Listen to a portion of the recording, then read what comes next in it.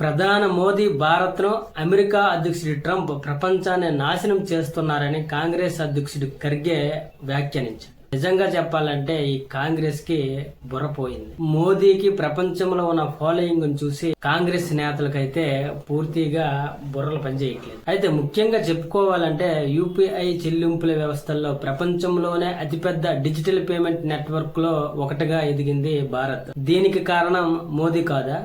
అలాగే చిన్న దుకాణాల నుంచి పెద్ద వ్యాపారాల వరకు డిజిటల్ చెల్లింపులు ఇప్పుడు సాధారణమయ్యాయి. అలాగే కోట్లాది మంది మొదటిసారిగా బ్యాంక్ ఖాతాను తెరవబడ్డాయి. పేదలకు ప్రభుత్వ పథకాల డబ్బు నేరుగా బ్యాంక్ ఖాతాల్లోకే చేరే విధంగా బలపడింది. అలాగే కోట్లాది మంది మరుగుదొడ్లు నిర్మించబడ్డాయి. బహిరంగ మల విసర్జన తగ్గించడానికి దేశవ్యాప్తంగా పెద్ద ప్రచారం జరిగింది. చంద్రయాన్ 3 మూన్ ల్యాండింగ్ విజయంతో భారత్ చంద్రుడి దక్షిణ ధ్రువ ప్రాంతాలలో విజయవంతంగా ల్యాండ్ చేసి తొలి దేశంగా నిలిచింది.